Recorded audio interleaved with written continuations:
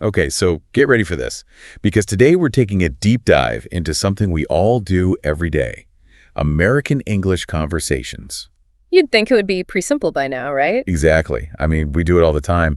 But our source material this time, it's actually a U.S. Department of State publication, and it was designed to help people learning English. Oh, interesting. And going through it, I realized it's kind of like having a cheat sheet for all those little cues and expressions we use in conversations without even thinking. That's so true. We often take our native language for granted, don't we? We do. But when you actually stop and think about it, there's this whole world of cultural nuances that really affect how we talk to each other. Absolutely. So let's start with the basics. Introductions, small talk, the stuff we all do every day. I know I've definitely had those awkward moments, like trying to figure out the right way to greet someone. Oh, yeah. And this guide, it goes into a lot of detail, like how to tell a formal greeting from an informal one and how things change depending on the time of day. Makes sense. But you know what really surprised me? The book actually spends a lot of time talking about the handshake. The handshake. Yeah, a firm handshake. It's fascinating how much emphasis we put on that in American culture. It's true. A firm handshake lasting about 2 to 3 seconds, that's like the gold standard. It makes people feel like you're confident and trustworthy. I know, right? It's amazing how much we read into this simple gesture. It's almost like a nonverbal contract, establishing a connection. I like that, a nonverbal contract. But you know what? I'm starting to think maybe I've been misjudging people all these years based on their handshakes. Well, it's certainly something to be aware of, but remember, different cultures have different norms. That's a good point. So, okay, we've covered the handshake, but here's another little detail that I found fascinating. Remember, this guide's for English language learners. Right. And they point out that when Americans say, "and you," in a casual greeting, they usually use a rising intonation. Oh, that's interesting. Yeah, like, "How are you?" And "you." Like that. And it's not just about being polite, apparently. That rising intonation. It actually shows that you're genuinely interested in what the other person has to say. Oh, I see. It's those little vocal cues that often convey more meaning than the words themselves. Exactly. And it made me realize, wow, there's so much we communicate without even realizing it. Just by changing the way we say something, we can make a huge difference in how we connect with others. It's like we're fine-tuning our communication to create a more authentic connection. That's a great way to put it. All right, so we've tackled the initial handshake and the subtle art of "and you." But let's say you're brand new in town and you need to ask for directions. Okay. Yeah. Now, what I found interesting in this section is how Americans tend to phrase those requests. Yeah. Like instead of just saying, "tell me how to get to," Right. they'll often soften it by adding "could you" at the beginning. Could you tell me how to get to? Yeah. Exactly. And it's a way of being polite, showing that you respect the other person's time and knowledge. You're not just demanding information. You're asking for help. Exactly. And there's this emphasis on empathy, too. The guide gives this example. Imagine someone new in town, totally lost, asking for directions. I can picture it. And the person giving directions, they might say something like, "oh, I know how you feel. It can be confusing around here." That's so true. That's classic American communication, trying to build rapport, creating a sense of like a shared experience. Exactly. It's not just about giving information. It's about connecting on a human level, too. Yeah, really, when you think about it, that's the essence of good communication, isn't it? Absolutely. Those little cues like using "could you" and expressing empathy, they make all the difference. You know what else is all about connecting? Ordering food. I'm always fascinated by how we try to be polite, but also efficient, especially when it's busy. Oh, yeah, it's a delicate balance. You don't want to hold things up, but you also don't want to sound rude. Right.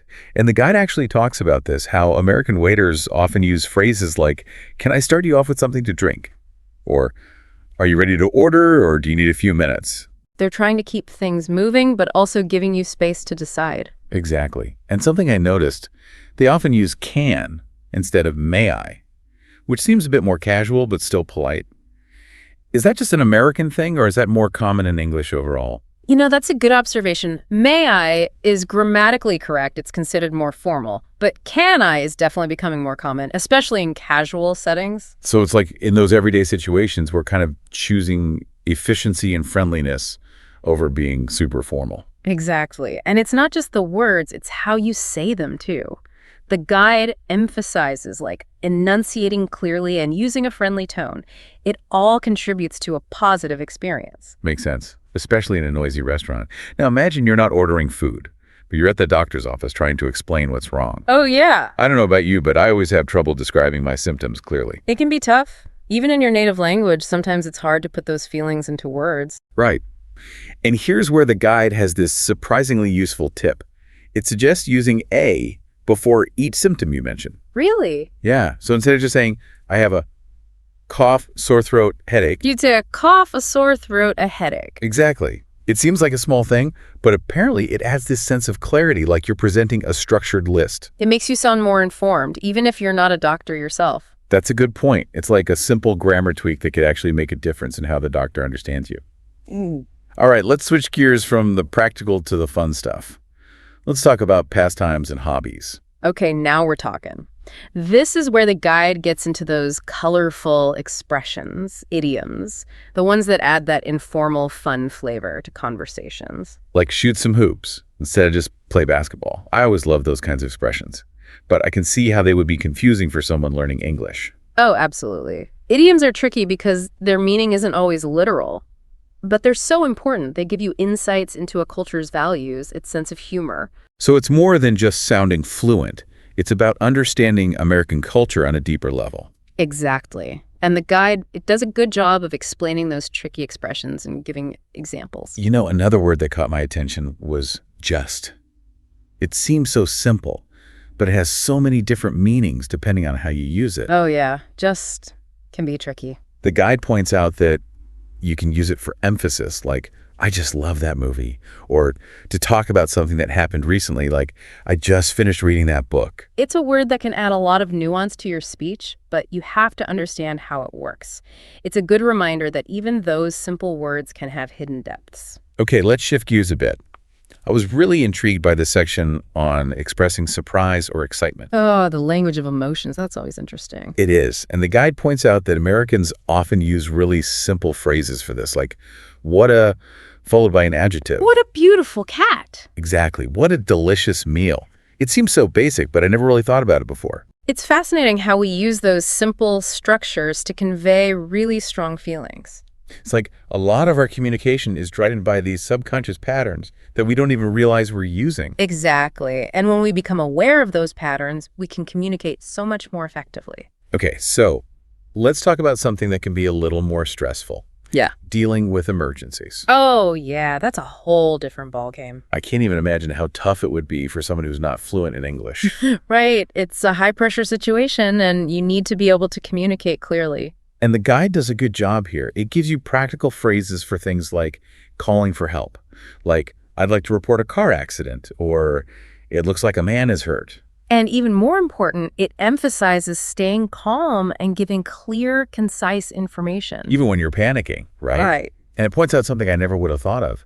The importance of using the simple past tense when describing what happened. Oh, interesting. Like how? So instead of saying, that car is running a red light, you'd say, that car ran a red light.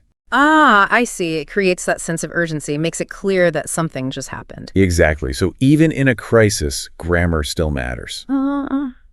Okay, let's move on to something a bit more mundane, but still important. Errands. The post office, the grocery store, those everyday places where we put our conversational skills to the test. And the guy breaks down a lot of common phrases we use in those settings.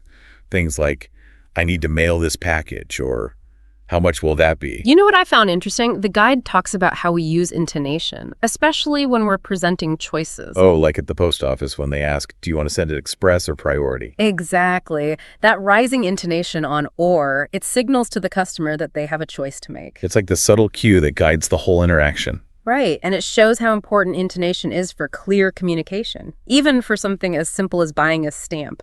It's amazing how much we do with our voices without even thinking about it. It really is a dance, isn't it? All these little signals we send and receive just by changing our tone of voice. Okay, let's talk shopping. I'm always curious about how language plays a role in persuasion and decision-making. Especially in America, where shopping is almost like a national pastime.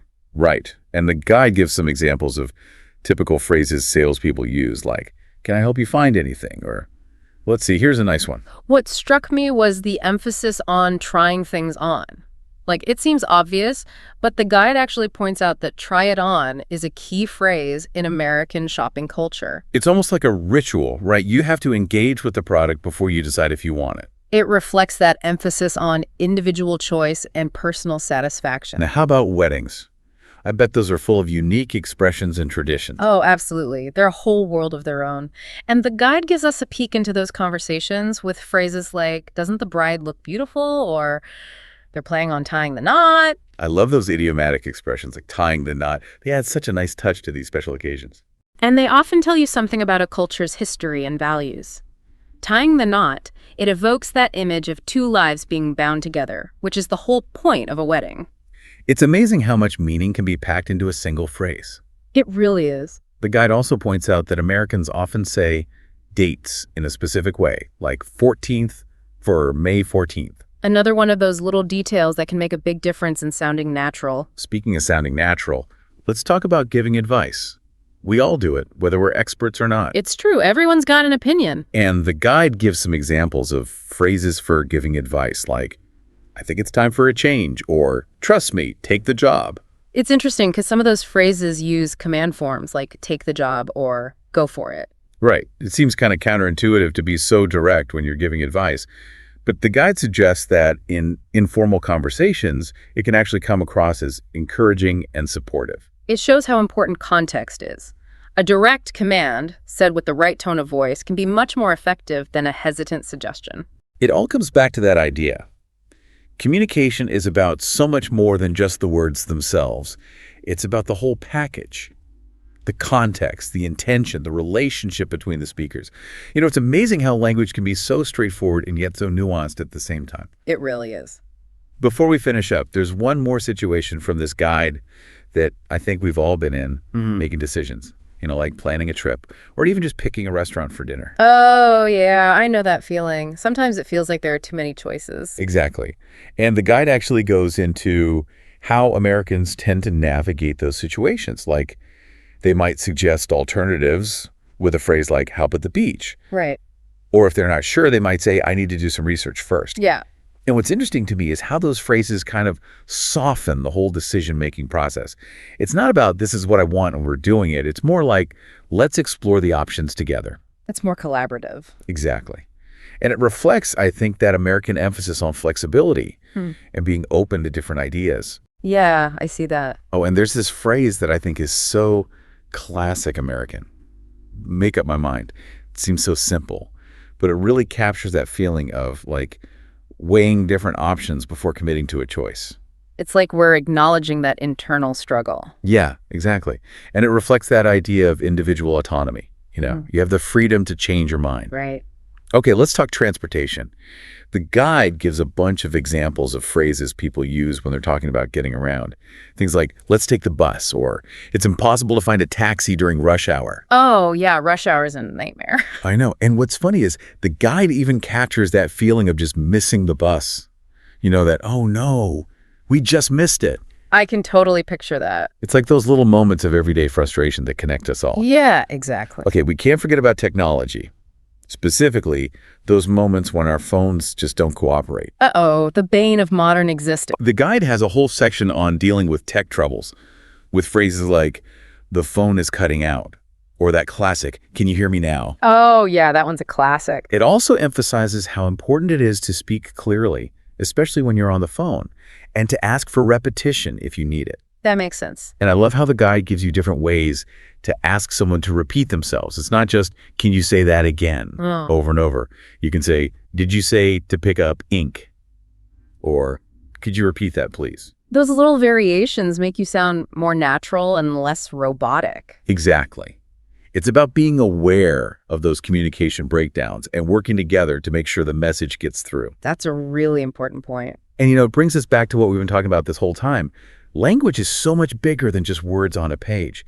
It's about connecting with another human being, understanding their perspective, and navigating all the little complexities that come with that. You said it perfectly. We've been looking at these everyday conversations, and we've uncovered so many subtle cues and expressions that shape how Americans communicate. And it's those little details that can make a huge difference, not just in understanding the language, but in understanding the culture, too.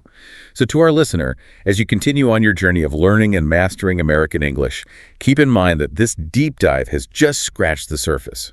Keep practicing, stay curious, and don't be afraid to embrace those little nuances that make this language so rich and rewarding.